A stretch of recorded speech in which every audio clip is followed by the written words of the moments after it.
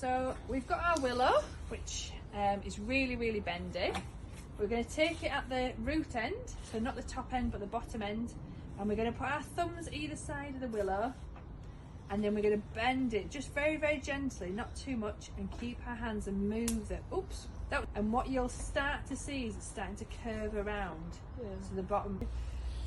We've got it nice circular, and then we've got one end, and we're gonna, with our top end, our thin end, we're gonna move that towards it. Create a size of circle you want, tiny one, bigger one, and then with the thin end, you're gonna turn it inside the middle and wrap it around. So this is just get awayable with my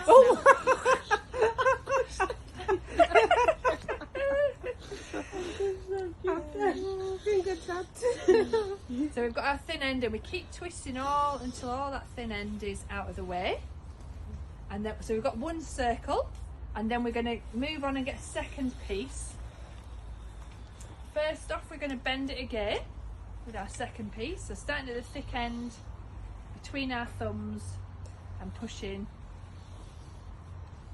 We're going to get a nice circle shape to it again. And then once we've made this into a circle, maybe make a slightly smaller circle with it, Simeon, that might help. Yeah, a bit more of the thin stuff. So you've got your big thick end,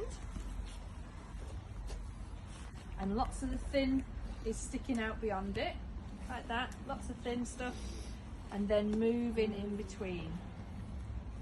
Yeah. So actually what we're doing with our second piece, once we've bent it, so we've got our first piece, and then we're going to use the thick end and put it opposite where our original thick end is, and that's just for stability. You don't have to do that, but it just makes it a bit more stable. And then with our thin end, we're doing the same again. We're going round the circle.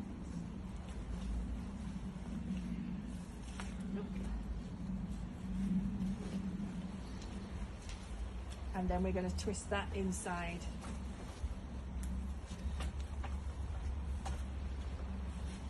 Twisting that thin end again until all of it has been wrapped up.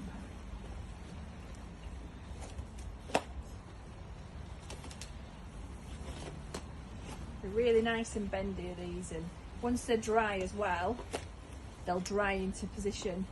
So that's why they're good for willow sculptures and willow domes like we've got just out there. Because once they're dry, if they're dead, they'll just keep their form. Stay there.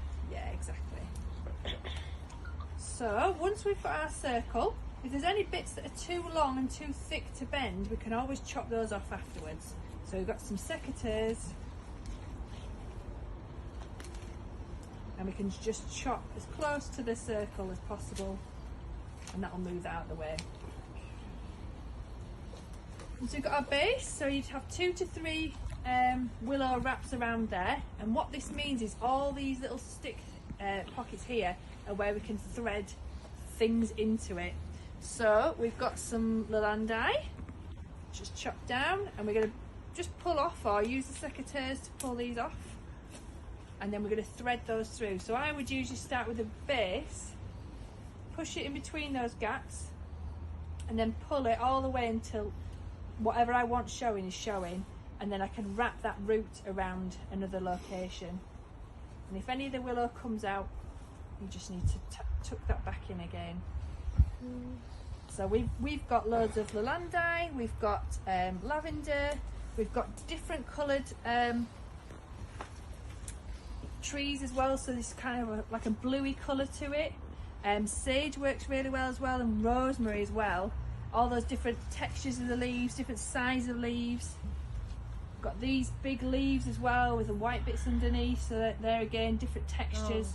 So they really work nice. Just having a look around the garden. Berries as well, and rowan. Any berries that are dying and things would be good to put on there, and they just brighten it up. So we've got our lolandi here that we've got chopped, and we've got 2 to 3 pieces of willow that are wrapped around here.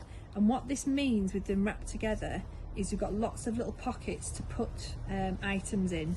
So we're going to bend a little bit, make a hole, pop something in at the root end first, and then we probably don't want all of this out here, so we're going to pull it till it's about the right height on top, and then with the excess we can just keep wrapping this in, which just makes it even more secure.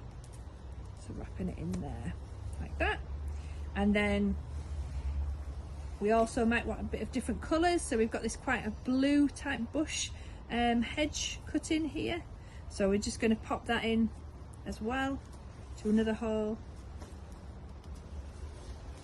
until it's in the back right area, and tuck any excess in.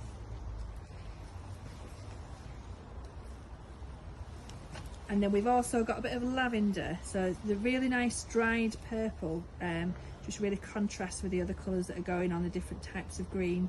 And berries work well, rosemary also works well, and sage, anything that's still got a bit of life in the garden. You can see just a little bit of colour pop in there.